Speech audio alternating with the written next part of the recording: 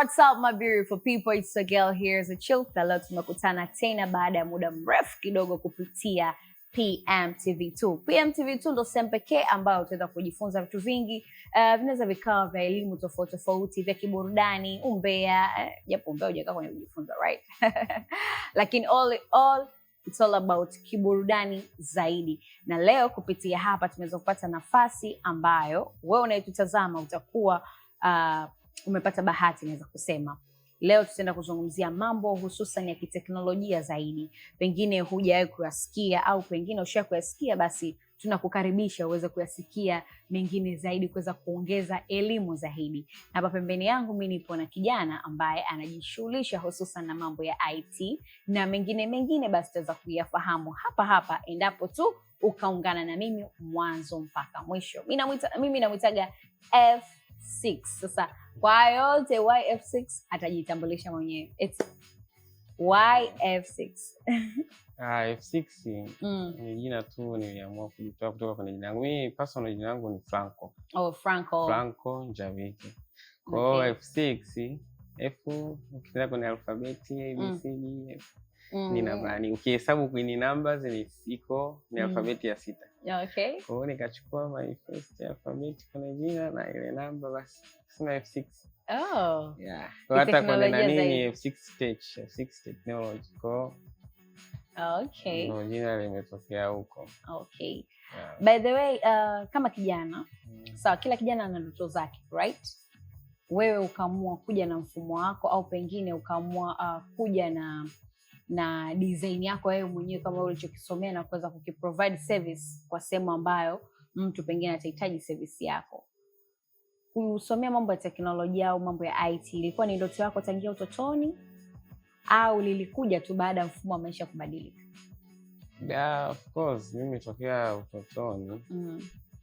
Nilikuwa mtundu but kwenye vitu vya hivi radio, yani electronic things. Yeah, kwa hiyo nilikuwa kwenye electronic things ndio unaotundu basi radio nini. Kwa hiyo ni of course ni kitu nilikuwa nakipenda. Okay. Kwa hiyo kadri nilipokuwa nasoma shule yani naendelea kusoma still bado nadili sana na teknolojia. That's why nakumbuka hata somo langu ambalo kidogo nilikuwa nalipasua ilikuwa ni physics. Okay. Yeah, physics nilikuwa napasua vizuri, kwa hiyo it means nilikuwa naipenda, yani ni passion, kwa still ipo kwangu. Okay. Sababu nitafanya vitu vyote vingine lakini still teknolojia kila ninavyozidi kukua nazidi kujifunza. Okay. Tumeweza sasa hivi teknolojia yetu ya Tanzania imeweza kujitransform yani kwa ukubwa zaidi.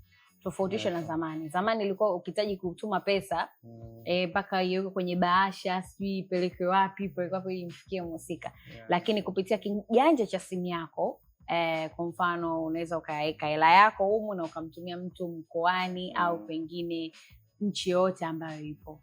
Ushanielewa? Kwa jinsi dunia inavyoenda sasa hivi, unavyoona inaweza ikafikia stage sasa hivi mtu utakuwa utoi cash kwa kulipia. Unatumia tu simu papa au kadi kama wenzetu walivyoendelea kula wanavyofanya kwa hapa Tanzania kwa teknolojia jinsi inavyokuwa unapoona. Yeah, sure, na hicho kitu kipo na kinaendelea kudevelop tena, ni kinakuja tu speed. Kwa sababu mfano saa hizi ukiangalia ndio miamala tunafanya kwa simu, tunascan kodi, tunalipa, tunafanya nini. Kuna hii inaitwa PayPal. PayPal ni mfumo mzuri wa malipo international zaidi, ambao unaweza ukatuma pesa wakati wowote, muda wowote, nchi yoyote, na ukafanya malipo ya kitu chochote. Lakini sasa kwa hapa Bongo, yani Tanzania, ilikuwa haipo. Lakini sasa hizi ipo na ipo M-Pesa bado Vodacom sijaona wakinanili kitambulisha, lakini ipo. Ukiingia M-Pesa hapo watu unajiregister, kila kitu unaanza kufanya malipo. Okay. So it means kuna vitu vingine vya kulipa still bado ni vingi vya kutumia malipo haya online. Afu pia kuna masuala ya crypto. Sawa, ni system za pesa, cryptocurrency, manini system za mabenki ya online zinakuwa trusted sana siku hizi, tofauti na zamani. Kwa hiyo sasa hizi unakuta mtu ana pesa yake basi ana invest kwenye coin.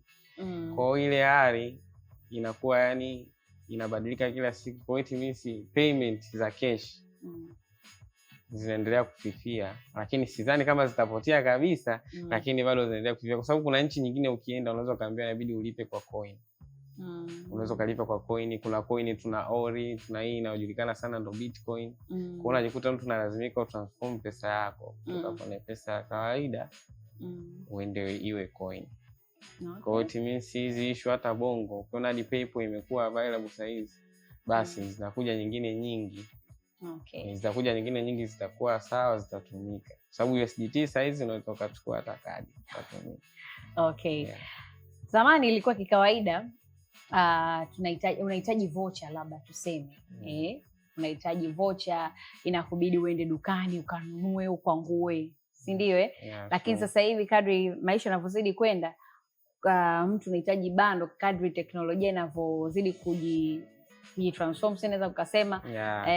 Sasa hivi mavocha kununua kujisajili bando imekuwa hamna, ila sasa hivi kuna wifi. Na hapo kwenye kutumia wifi wanasema kwamba ina advantage at the same time ina disadvantage. Wewe nadhani advantages zake ni zipi na disadvantages zake ni zipi kwa ambao wanaotumia wifi? For your knowledge ilikuwa nayo. For my knowledge, matumizi ya wifi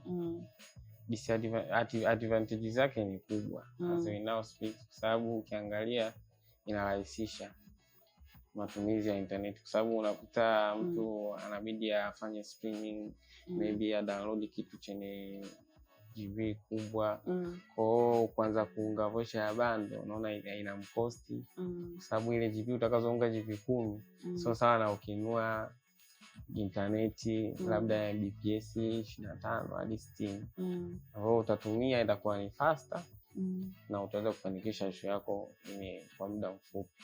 Disadvantage zake labda kwenye masuala ya ulinzi wa mtandaoni, maybe ndio unapokiona sana, kwa sababu watu pia wanaweza, kama huna knowledge, maybe una kampuni inahusikana na masuala ya fedha au kampuni yako hizi ni betting nini, kwa kama hauko so secured, maybe hackers wanaweza kutumia wifi kudukua taarifa zako. Really? Yeah, sure. Inawezekana hiyo.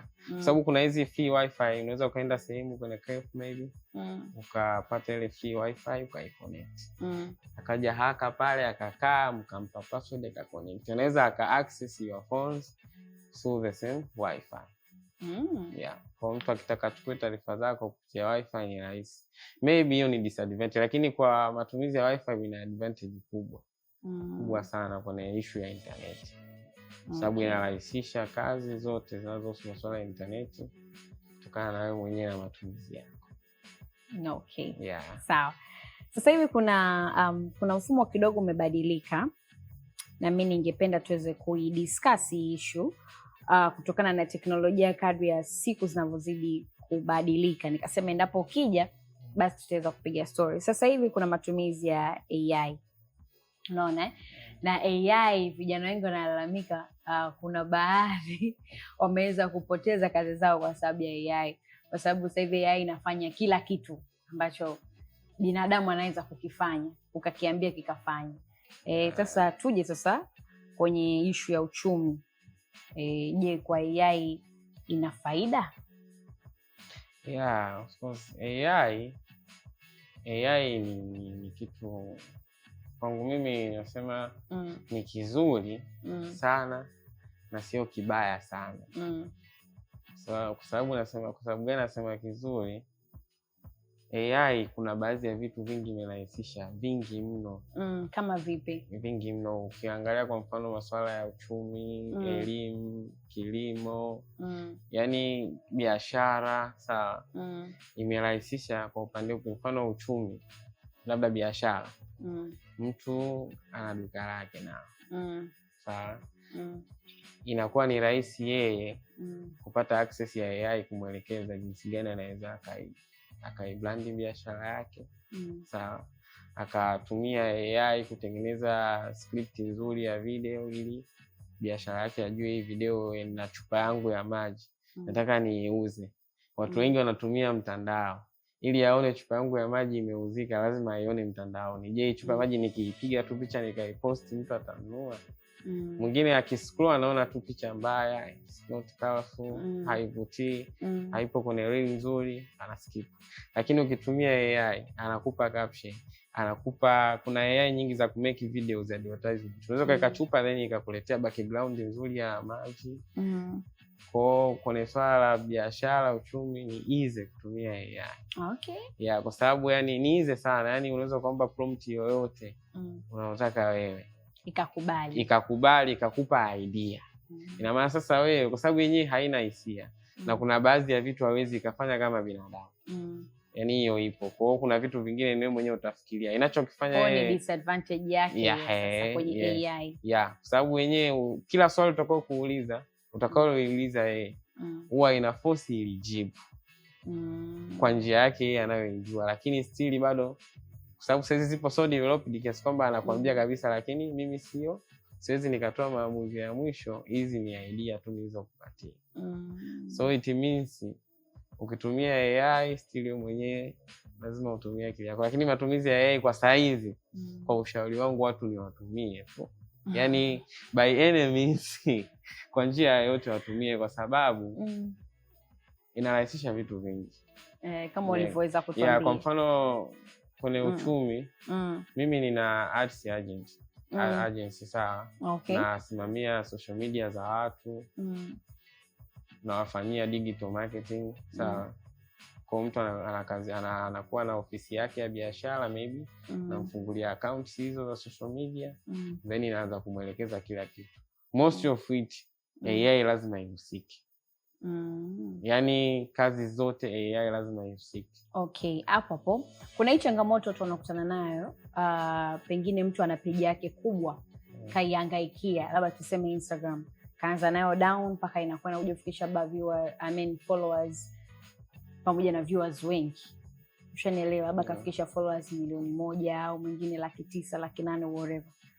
So back nataka nikwambia kwamba unakuta kuna watu wana tabia kushare na wewe link kupitia DM sawa, au anaweza kushare na wewe picha au video fulani, au mwingine anakutana na changamoto ya kwamba kafungua ile link ambayo ametumiwa, lakini the end of the day kuna vitu inakuwa inamwambia pita hapa, sio andika hichi, anakuta anaandika more details zake, alafu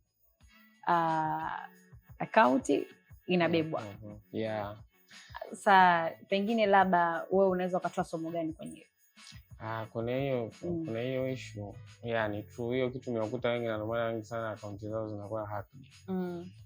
Lakini ukiangalia juzi hapa Instagram walifanya flash kubwa sana.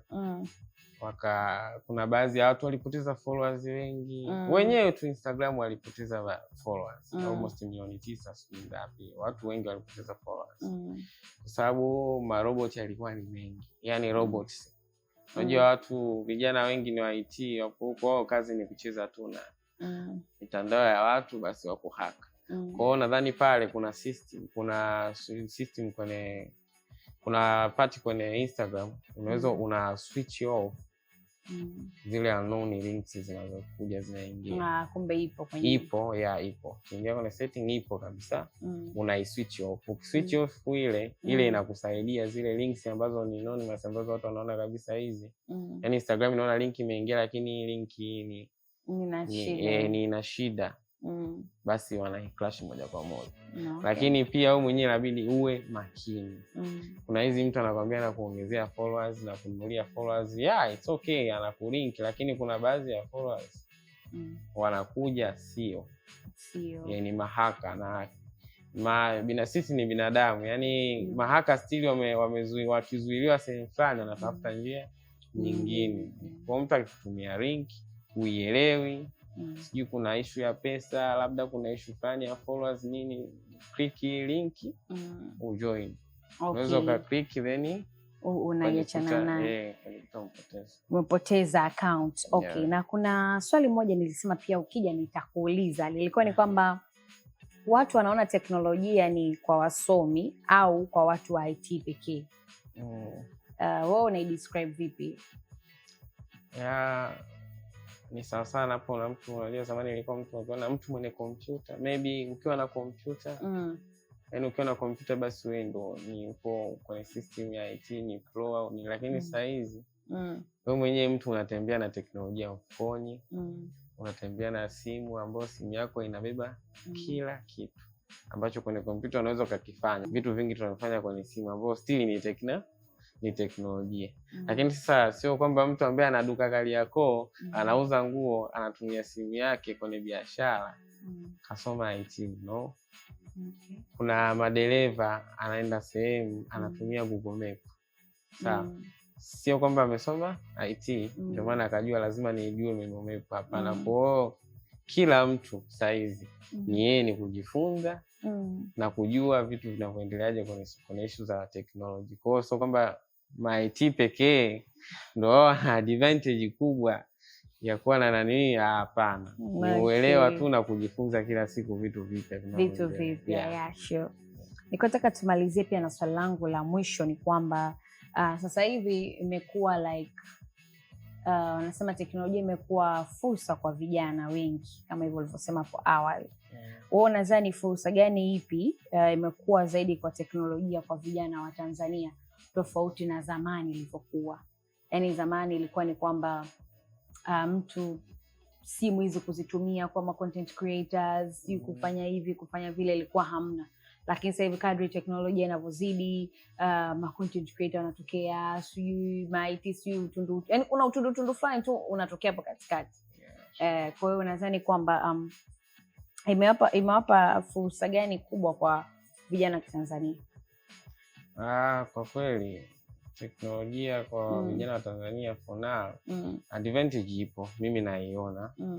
Sababu vijana wengi saizi wana simu janja na wifi smartphone na wifi zipo na bei sio kubwa. Yani mtu unaanzia na Mbps 10 kwa elfu. Kuna makampuni yanatoa hadi 40,000 50 Mbps 10 ambazo ukiwa na simu yako wewe it's okay kwa matumizi ya kawaida. Advantage ziko wapi?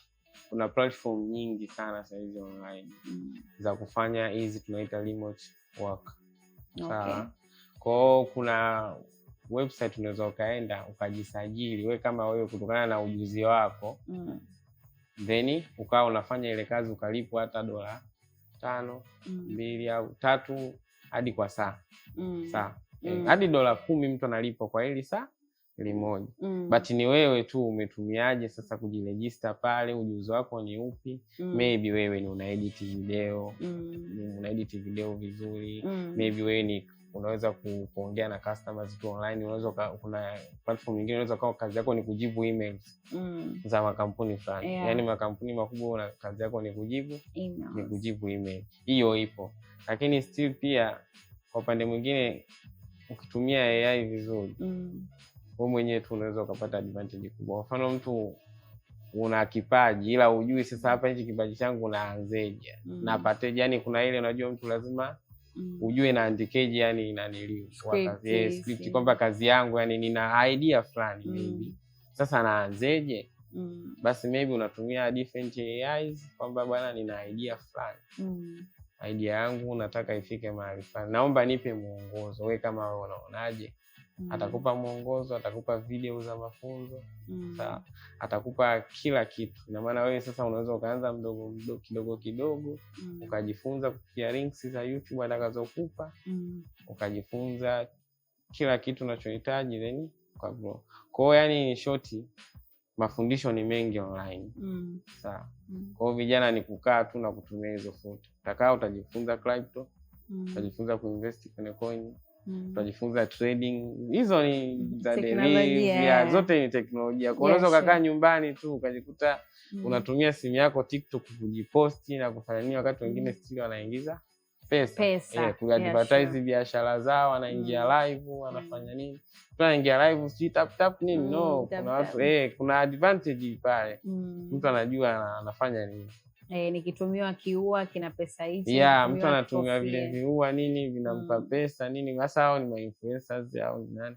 Lakini mwenyewe tunaweza ukapata idea yako ukatumia mitandao ya kijamii ambayo still ni teknolojia nafanywa kazi. Kuna website nyingine unauza picha.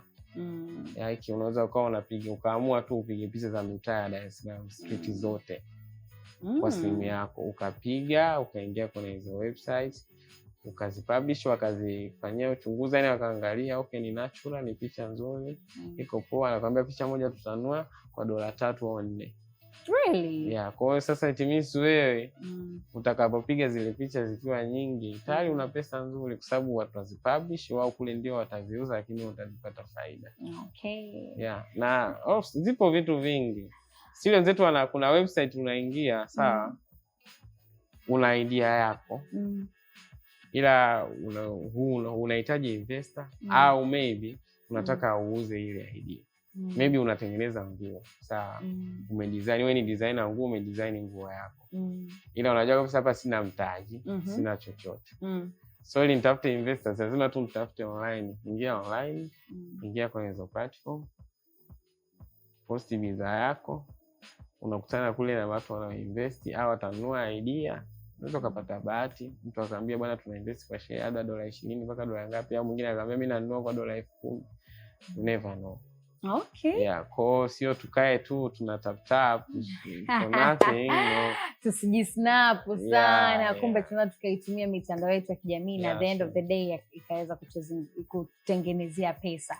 Jamani, tulikuwa na F6 au mimi namfahamu kama Franco, na binafsi nimeweza kupata elimu nyingine mpya zaidi, kama unavyosema website kwamba kuna software zipo, like unaweza ukapiga mitaa tofauti picha na the end of the day ukauza kupitia hizo websites, ndio? Yes.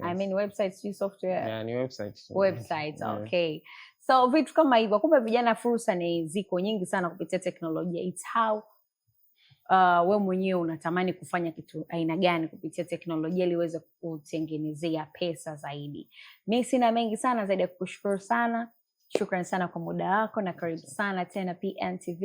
Mengi nadhani tutaendelea kujifunza kwa kuweza pia kumfuatilia kwenye social network zake. Unapatikana jina nani? Ni ukiandika tu franco.f6 IG. Okay, so ukimtafuta huko basi unaweza kumtafuta privacy na ukaweza kupata mengi madini zaidi kupitia yeye. Nishukuru sana kwa muda wako kuweza kunisikiliza mwanzo hadi mwisho, ila kubwa nitakalokuomba hakikisha una comment hapo chini kwa hivi vyote ambavyo tumevizungumza hapa. Maoni, ushauri, mawazo, unahitaji msaada pia kuhusiana na teknolojia, sijui nini, unaweza ukacomment hapo na ukaweza pia kupewa msaada. You never know, idea yako ni pesa. So usiache tu ioze kwenye kichwa kila siku. Ulikuwa nami Zuchil, tukutane tena wakati mwingine. Baba.